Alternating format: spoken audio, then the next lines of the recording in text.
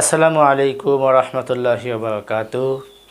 আজ দুপুরে বঙ্গভবনের দরবার হলে শপথ নিয়েছেন দুই উপদেষ্টা ডক্টর বিধান রঞ্জন রায় ও সুপ্রদীপ চাকমা এবং প্রধান বিচারপতি সৈয়দ রিফাত আহমেদ। শুনবেন এর বিস্তারিত, ততক্ষণ চোখ রাখুন স্ক্রিনে। দর্শক, 5 আগস্ট সাবেক প্রধানমন্ত্রী শেখ হাসিনার পদত্যাগের পর বৃহস্পতিবার অন্তর্বর্তীকালীন সরকারের উপদেষ্টা মণ্ডলীদের শপথ অনুষ্ঠিত হয়। সে সময় 3 জন উপদেষ্টা ঢাকা বাইরে থাকার কারণে তারা শপথ গ্রহণ করতে পারেননি। তাদের মধ্য থেকে 2 জন আজ শপথ নিয়েছেন। এর ফাঁকে আরেকটি বিষয় হলো, বিচারপতি পদে প্রধান বিচারপতি শপথ নিয়েছেন। দর্শক, আমরা এটা আশা করিনি যে সরকার পতনের পর বিভিন্ন স্থানের বাহিনীদেরকে রদবদল করতে হবে।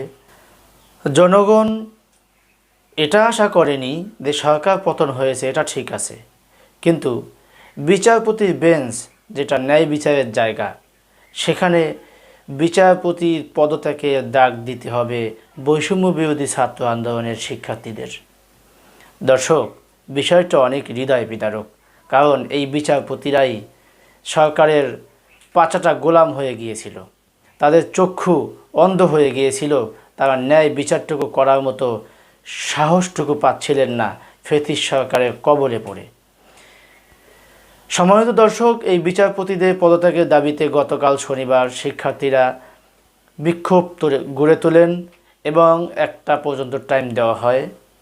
বিচারপতির গড়িমসিতে পদত্যাগের গড়িমসি ছিল বিদায়ী তাদের এই পদত্যাগের ডাক দিচ্ছেন শিক্ষার্থীরা।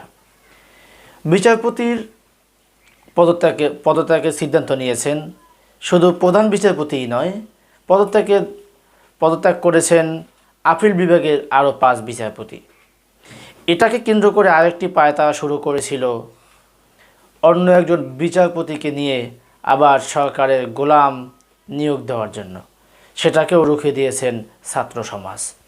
তাই আজ প্রধান বিচারপতি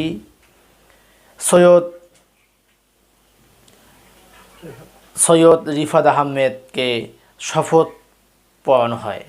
দর্শক, আমরা আশা করি এই বিচারপতি বেঞ্চ আর দুর্নীতি করবে না। এই বিচারপতি বেঞ্চ কাউকে অহেতুক মামলায় কারারুদ্ধ করবে না, আয়নাঘরের মতো জায়গায় নিয়ে জীবনটাকে শেষ করবে না। তো এই আশাবাদ ব্যক্ত করে আজ বিদায় নিচ্ছি। ততক্ষণ ভালো থাকুন, সুস্থ থাকুন। দেখা হবে পরবর্তী ভিডিওতে। আল্লাহ হাফেজ।